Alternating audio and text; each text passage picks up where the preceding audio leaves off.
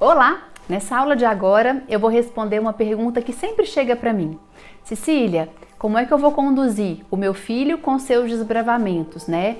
Então, eu devo acompanhar o meu filho no movimento ou, mesmo sabendo que é algo desafiante ali, que é algo que tem certo risco, ou eu devo proibir e blindar a minha criança dessa experiência? Cai naquilo que a gente já falou em aulas anteriores, né? Como as crianças do movimento, elas têm essa coragem, essa vontade, né? Eles têm esse ímpeto de explorar a vida, de explorar situações pelo corpo e muitas vezes escolhem fazer coisas que são arriscadas, né? Mas tem algo que eu já entendi, né? Com o Ian, meu filhote, né? Com as crianças que eu convivi nesses anos todos. Uma criança, especialmente a criança do movimento, que tem essa questão corporal e de exploração mais intensa, ela vai se aventurar de qualquer jeito. Ela vai, estando você perto ou não. Então pensa comigo, o que você acha que é mais inteligente, vamos pensar assim, né? Que é um caminho mais certeiro, mais assertivo. Eu acompanhar o Ian no desbravamento dele, mesmo que tenha um risco, e às vezes é um risco que eu não tenho como blindar, como eliminar. Ou eu vou proibir o meu filho de fazer algo, de experienciar algo, e ele vai ficar com aquela vontade. Quando eu me ausentar, ele vai lá de qualquer jeito. O proibido, vamos voltar lá para a nossa adolescência, né? Para a minha adolescência, para a sua adolescência. Sabe aquilo que era proibido? Não pode fazer isso. Aquilo vira meio que um objeto de desejo. Nossa, é proibido. E acaba que aquilo vira algo que eu vou pensar mais, que eu vou querer fazer quando eu tiver oportunidade. Óbvio que isso não é uma regra, né? Mas aquilo que é proibido, aquilo que eu não posso ter acesso, que eu não posso falar sobre, que eu não posso olhar, que eu não posso entender, vira alvo de curiosidade ou vira alvo até de fantasias. Eu posso imaginar coisas muito diferentes do que de fato seria se eu tivesse escutado, visto, se alguém tivesse me explicado. E aí, para ficar mais claro, eu vou dar um exemplo para você aqui, tá? Existem alguns riscos que a gente tem como blindar, outros não. Teve uma situação específica no ano passado.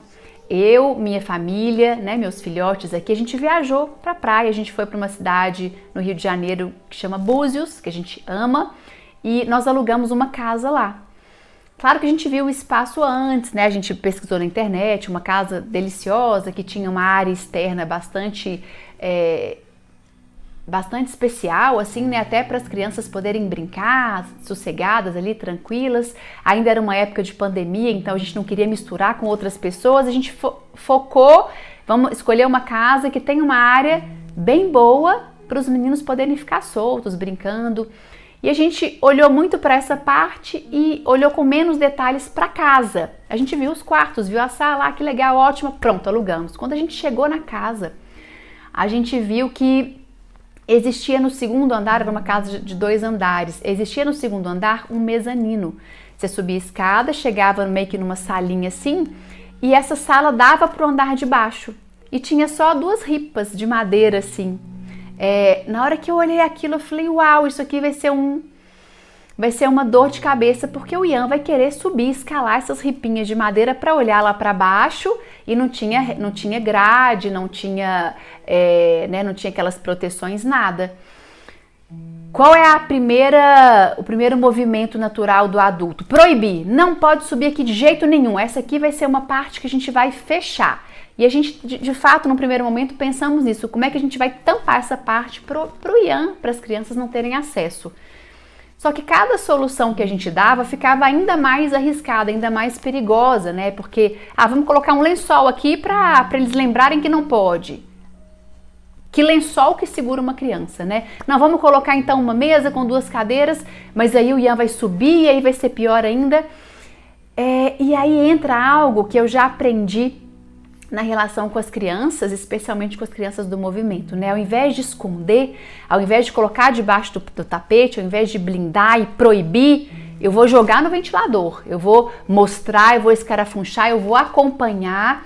Então, o que eu fiz com as crianças que estavam lá? E uma delas era, né, o Ian, meu piquitito do movimento. Gente, vem cá, vamos conhecer esse espaço aqui. Uau, que espaço legal! E aí cada um foi olhando, foi olhando. Primeira coisa que as crianças vão fazer é ir lá, né, para aquela parte em que eu consigo olhar lá para baixo. Gente, olha que massa! É legal porque daqui de cima dá para ver lá embaixo, não é? Só que eu tenho que contar uma coisa para vocês. Vem cá, Ian, Mel, Jojo e as crianças estavam lá. Olha só, o que pode acontecer se a gente sem querer não prestar atenção, que pode cair lá embaixo, pode machucar. Então, o que a gente vai fazer? A gente vai fazer um combinado. Vai poder vir para cá, para essa parte de cima, a hora que quiser. Mas tem que chamar um adulto. Não vai valer vir sozinho. Vale vir sozinho, gente? Não. E por que tem que chamar um adulto? Vem cá, Ian, vem cá, chega aqui pertinho, olha. Coloca a sua cabecinha ali, tá vendo que a vovó tá lá embaixo? E se você subir aqui sozinho e quiser chamar a vovó, sem querer pode escorregar e pode machucar. E aí vai ter que ir no médico, não vai poder brincar, não vai poder ir pra praia, não vai poder nadar na piscina, vai ser bem chato. E uma vez que eu mostro, que eu acompanho, então vamos lá, como é que a gente vai descer agora para o outro andar? Descemos. Feito isso, esse combinado, no primeiro dia eu estava 100% atenta, ligada aos movimentos do Ian. Lembra? Uma criança do movimento, ela vai incomodar. Incomodar em que sentido, né? Eu queria ficar sossegadinha lá, tomando sol, nadando, tomando água de coco, queria fazer minhas caminhadas, mas ali tinha uma área, um campinho minado ali que eu precisava cuidar dele primeiro. Então, no primeiro dia, eu fiquei o tempo todo, a gente revezando ali, ó. Agora você olha o Ian, porque eu vou pra lá, e todos os adultos atentos àquele risco daquela casa. E no primeiro dia foi bastante exaustivo, porque toda hora o Ian queria ir. Mamãe, eu quero ir naquela parte. Filho, não, eu quero naquela parte. Vamos lá naquela parte. Pegava a mão dele, subia a escada com ele, repetia todo aquele movimento. E aí ele começou a falar, mamãe, não pode vir sozinho, né? Eu falei, não, filho, por que não pode, filho? Porque senão cai, machuca. Isso aí, então vamos descer? No primeiro dia, acho que eu subi naquele mezanino umas 20 vezes, eu não aguentava mais. E eu pensei, nossa, minhas férias vão ser caóticas, né? Só que, surpreendentemente, no segundo dia, o Ian pediu para ir 2 vezes. No terceiro dia, ele só comentava. No terceiro, ele queria ir, mas ele chamava as meninas, me chamava. E foi diminuindo. Aquilo que era um grande objeto de uau, de encantamento, é perigoso, tem um risco, não pode sozinho, começou a perder ali aquele encantamento, né? E ele entendeu visceralmente, sensorialmente, qual era o risco. Eu fui lá, mostrei, apresentei e aquilo deixa de ser misterioso e aquilo vira algo compreendido. E quando uma criança do movimento se sente escutada, validada, compreendida na sua exploração, já falei isso aqui, vou repetir de novo, ela se abre para nos escutar, ela colabora, né? Então, cada vez que ele subia naquele espaço que era perigoso e eu falava, filho, lembra? Só pode vir com adulto. Agora, vamos fazer alguma aventura bem legal lá embaixo? Tive uma ideia, naquela cerca lá de baixo, a gente pode equilibrar.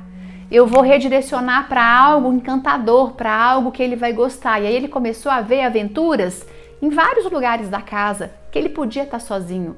As crianças gostam de estar sozinhas assim, de terem independência no brincar, na exploração delas, tá? Então, ao invés de proibir, de blindar, de negar, mostra para sua criança, apresenta para sua criança, explica para sua criança. Não é uma única vez que você vai fazer isso, não são 2, não são 10, talvez serão centenas, talvez serão milhares, tá? Então, esse é um conteúdo que eu acho ele bem especial. Não blinda sua criança, vá com ela. Uma outra situação, quando o Ian era um pouco menorzinho, a gente foi passar um fim de semana na casa de uns amigos, né? Que eles tinham um sítio muito gostoso e tinha uma escada, que também era uma escada que não era segura. O que eu fiz? Subi com o Ian várias vezes. Filho, olha só, essa escada pode subir sim, você pode subir quando tiver algum adulto por perto. Se você quiser subir, você chama alguém para ir com você. Sozinho não vai valer, porque olha, ela escorrega, era aquelas escadas que vão descendo assim, fazendo curva, né? Fazendo uma curva assim redonda, vai descendo. E aí ele foi entendendo, aquilo foi deixando de ser um mistério grandioso. Sempre que ele queria ir, e ele queria em vários momentos, ele chamava alguém, ele me chamava e eu prontamente ia acompanhar. No terceiro dia, ele não pediu para subir nenhuma vez, né? Então é uma construção. A gente precisa ter calma e a gente precisa acompanhar nos desbravamentos.